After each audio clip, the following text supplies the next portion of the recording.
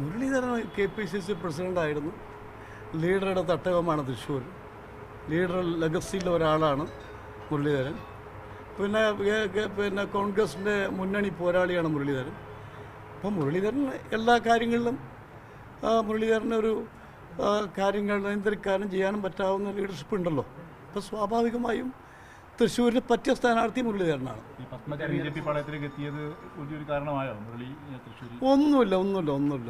ഒന്നുമില്ല. BJP-യിൽ പോയതുകൊണ്ട് കോൺഗ്രസ് എന്ത് ക്ഷീണം വരാൻ നിങ്ങൾ പറയുന്നു? ഒരിക്കലും ക്ഷീണം വരില്ല. ഒരിക്കലും അതിപ്പോൾ മുരളീധരനെ പോലത്തെ ഒരാൾ, KPCC പ്രസിഡന്റ് ആയിരുന്ന ഒരാൾ, മുൻമന്ത്രി ആയിരുന്ന ഒരാൾ, അപ്പോൾ അദ്ദേഹം തൃശ്ശൂർ മത്സരിക്കുമ്പോൾ സ്വാഭാവികമായും ലീഡറുടെ ലെഗസി മുരളീധരനാണ് കിട്ടുക. സംശയം വേണ്ട. ഒരിക്കലും ആരെയും ബാധിക്കില്ല. അത് നിങ്ങളെപ്പോലത്തെ മാധ്യമങ്ങൾ ഉണ്ടാക്കുന്ന പ്രശ്നമാണല്ലോ. ആരെ ബാധിക്കാനായി പറയുന്നത്? ഒരാളെയും ബാധിക്കില്ല. പത്മജയ്ക്ക് മാത്രമേ ബാധിക്കൂ. അത് തൃശ്ശൂരിലേക്കുള്ള മുരളീധരന്റെ മാറ്റം ഇപ്പം റീസെൻ്റായിട്ട് പെട്ടെന്നുണ്ടായ ഒരു മാറ്റമാണല്ലോ, ഇന്നലെ മുതൽ ഉണ്ടായ ഒരു ചർച്ചയാണല്ലോ. അപ്പം ഈ പുതിയ സാഹചര്യത്തെ നേരിടാൻ ഒരു ഫൈറ്റിംഗിലേക്ക് കോൺഗ്രസ് പോവുകയാണ് എന്നുള്ളത് തന്നെയാണോ അതിൻ്റെ ഒരു സൂചനയായിട്ട് തന്നെയാണോ മുരളീൻ്റെ പോക്കിന്? കോൺഗ്രസ് ഹൈക്കമാൻഡാണല്ലോ എല്ലാ തീരുമാനവും എടുക്കുന്നത്. ഞാൻ നേരത്തെ പറഞ്ഞല്ലോ, പ്രതാപൻ ഇല്ല എന്ന് പറഞ്ഞുകൊണ്ട് പ്രതാപൻ കത്ത് കൊടുത്ത ആളാണ്. നേരത്തെ ഇപ്പല്ല, മാസങ്ങൾക്ക് മുമ്പ് ഞങ്ങൾക്ക് അറിയുന്ന കാര്യമാണ്. പലപ്പോഴും ലീഡർഷിപ്പ് പറഞ്ഞിട്ടുണ്ട് അത് ചെയ്യരുതെന്ന് പറഞ്ഞു. പക്ഷേ പ്രതാപൻ അന്നേ താല്പര്യമില്ല. അപ്പോൾ സ്വാഭാവികമായും പ്രതാപൻ്റെ ഒരു താല്പര്യമില്ലായ്മ അവിടെയുണ്ട്. അപ്പോൾ പിന്നെ അവിടെ ജയിക്കാൻ സാധ്യതയുള്ള സ്ഥാനാർത്ഥി ആരാണ്? ഇതാണല്ലോ ചോദ്യം വരിക. അത് മുരളീധരനാണ്. അപ്പോൾ വടകരയിൽ നിന്ന് മുരളീധരൻ അങ്ങോട്ട് പോന്നു, പകരം വേറെ സ്ഥാനാർത്ഥി വടകര വരുന്നു. ഇത് പാർട്ടി എടുക്കുന്ന തീരുമാനമാണല്ലോ. ഒരു വടകര ആരാണ് ജയിക്കുക അവിടെ?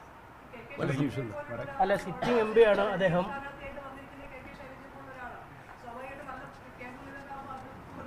ഒന്നുമില്ല. ഞാൻ പറഞ്ഞുതരാം, കേരളത്തിൽ 20 സീറ്റും UDF നേടും. നോക്കിക്കോ നിങ്ങൾ. 20 നടന്നു നോക്കി. ഇത്തവണത്തെ തെരഞ്ഞെടുപ്പിന്റെ പ്രത്യേകത അതായിരിക്കും. ഈ കഴിഞ്ഞ മുരളീധരനെ മാറ്റുന്നതില്ലേ ഇപ്പോൾ മുസ്ലിം ലീഗ്, RMP ഉൾപ്പെടെയുള്ളവരുടെ ഒരു വെറുപ്പ് അല്ലെങ്കിൽ അവരുടെ അതിർത്തി പരസ്യമായിട്ട് അവർ പറയുന്നുണ്ട്. അല്ല, കോൺഗ്രസ് ഹൈക്കമാൻഡ് എല്ലാം ആലോചിച്ചെടുത്ത തീരുമാനമാണ്.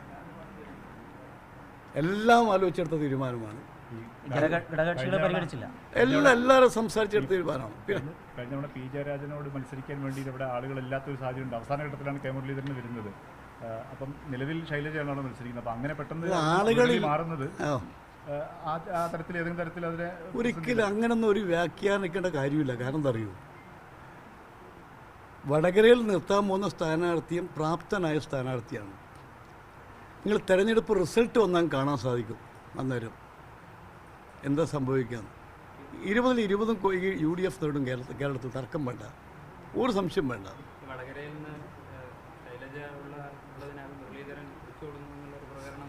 ഇതെല്ലാം നിങ്ങളെ ഇപ്പോഴത്തെ ആൾ ഉണ്ടാക്കുന്ന വ്യാഖ്യാനങ്ങളല്ലേ ഇത്? അത് LDF എന്തും പറയാലോ. ഞങ്ങളെ കൂടുതൽ സീറ്റുകൾ ജയിക്കാനുള്ള മാർഗം നോക്കുന്നു. 20 സീറ്റ് നേടാനാണ് ഓരോ സ്ഥലത്തും. ഇപ്പം KC വേണുഗോപാൽ സംഘടനാ ജനറൽ സെക്രട്ടറിയാണ്. അദ്ദേഹം ആലപ്പുഴ മത്സരം. എന്തുകൊണ്ടാണ്? ഞങ്ങൾക്ക് കേരളത്തിൽ 20 സീറ്റും ജയിക്കണം.